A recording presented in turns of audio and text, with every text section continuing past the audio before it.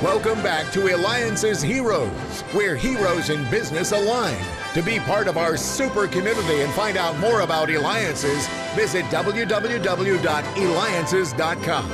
Now, back to our super host, David Cogan, founder of Eliances. What an exciting day. I just love interviewing the heroes that we just learned so much from.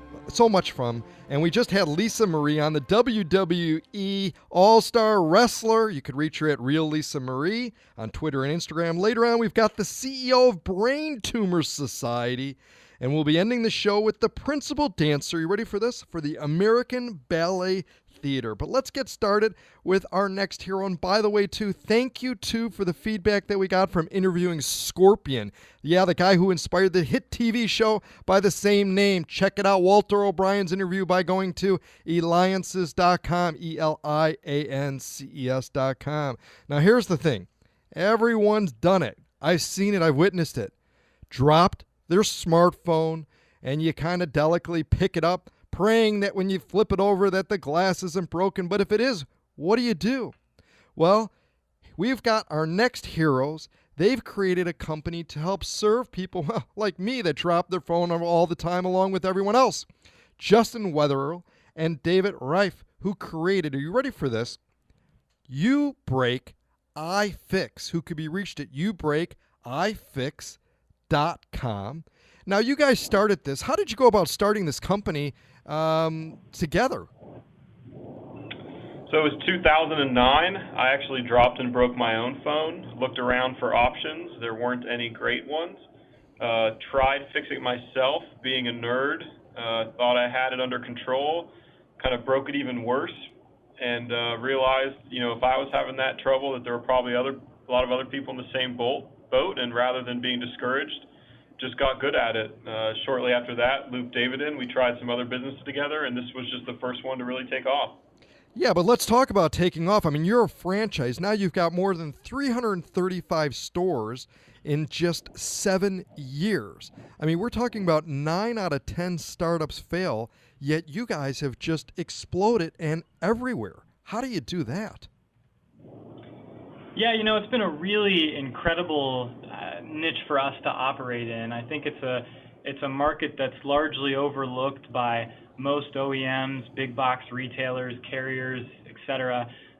Most don't like to think about the damage that can happen to these devices. So we were able to get in a time where there was not a lot of players in the space and just a ton of opportunity, and it's really allowed us to grow with the demand. And as you know, it sounds like from experience, everybody knows somebody with a broken phone. It happens to the best of us eventually. So it's been a really cool environment for us to operate in. Now, what's the most common thing that's broken on a phone? Is it the glass? Yeah, right now it's the glass, probably followed by, water damage or some dock issues. Those are the most common damage types among smartphones we see. And I think that, your business is even going to continue to grow because the price of these cell phones just skyrocket. They're going up higher and higher. So it's not as easy of, okay, you know what, it happened. Let me just go ahead and buy another one. Yeah, it's really true. And it's been good, too, because, a while back, these phones were heavily subsidized by carriers. And so you would pay $200 for a phone, and the rest of the price of that phone would be subsidized through the price of your contract, but you wouldn't really see that.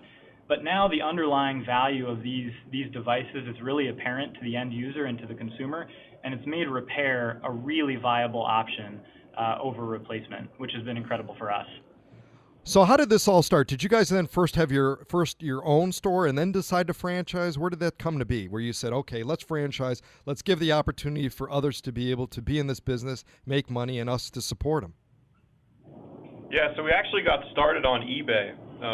In my bedroom, we fixed phones that were sent in via eBay. We grew that to a website that was really successful, and then expanded to brick and mortar when a friend of mine really pushed us and said, hey, people can't wait. They don't want to mail things in, open up a store. So with Eddie's help, we opened up that first store. And over the next 3 years, we went from 0 to 47 corporate stores. And then kind of took a step back and started to put a plan together where we wanted to go.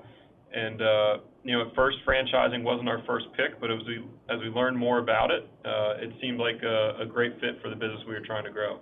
And again, we're talking with the co-founders of UBreakIFix franchise, which can be reached at UBreakIFix.com, Juster Weatherill and David Reiff. What was it like, though? Because you say, okay, you wanted to go ahead and now, after having corporate stores, create a franchise, but yet you hadn't really done or been in the experience of franchising before, so truly you don't know. What's it like when you've got the interest of someone coming to you and saying, hey, I'd like to be the first franchisee? What's that like, and talk to me about that? Yeah, I think there's a lot of trust that happens on both sides of that equation, and it was certainly a nerve-wracking experience for us stepping into the franchise model. But at the end of the day, we're trusting an owner-operator with our brand, with our baby in a lot of ways, and they're trusting us to deliver on the operational model that we promise. So it's important, hugely important in the franchise model that the people that we're partnering with, the franchisees, are a good fit.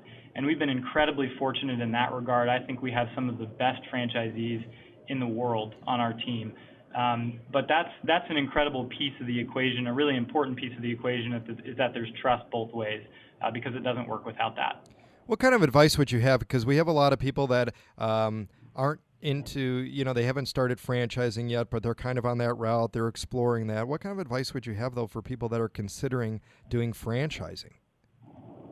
I think some of the most valuable advice we got when we started franchising was that franchising is completely different. Even though it's a UBreakIFix store and one's ran corporately and one's ran with a franchisee, kind of the franchise model is a totally different business, and it's really hard to serve two masters when you're trying to grow something as challenging as a franchise system. So when we started, we actually sold a lot of our corporate stores to employees and people who helped us get to where we were. We went from about 47 to 21, and that allowed us to kind of create our first group of franchisees organically. They were people who already knew the system and didn't need a bunch of help. And it also allowed us to focus on building the franchise system and ensure we made it successful. So shortly, my advice is, it's a lot different than corporate stores, so make sure you're focused on building a successful franchise system. That's incredible. And you're listening to Eliances Heroes with me, David Cogan. Go to Where Entrepreneurs. It is the only community of where entrepreneurs truly align. Be part of the community. Eliances.com. That's ELIANCES.com. Looking back, would either one of you have done anything different? I mean, maybe had gone straight into franchising versus doing the corporate, or what would you have done different? That's a good question. I think the way that we did it was really organic. Opening the 47 corporate stores really helped us cut our teeth operationally and build a model that we could scale successfully. I think if we had jumped into franchising too soon, we wouldn't have totally understood the operational model and wouldn't have been able to equip our franchisees to execute on that. So me personally, I don't think I would change anything about the way that we did that. Excellent. We've got a little less than a minute left, but what advice would you have for people that are entering, being a freshman in a college? They dream of going into technology, and they dream of going into business, and particularly owning or launching their own business, maybe in a franchise system. What would you say are a couple of the secret tips to go about being as successful as you guys have? Because truly, really, heck, having one person as a franchisee is a big deal, and you've got over 335 stores. Yeah, I think for us,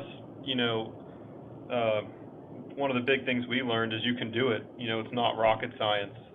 I think, before you start chasing a dream or idea, make sure there's a market for it, make sure it's a viable business model, make sure it scales, and then kind of slowly step into it. And you don't have to be an expert in anything, I think, to be good at it. We learned by a lot of trial and error and are really proud of what we built. So if you can dream it, you can do it. Just make sure it makes sense pursuing.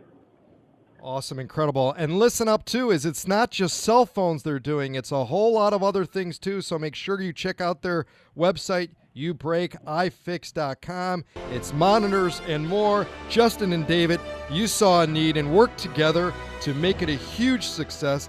That's what heroes do. Justin and David, creators and founders of UBreakIFix.com. This is David Cogan with the Eliances, and when we return, the CEO of Brain Tumor Society, David Cogan with Eliances.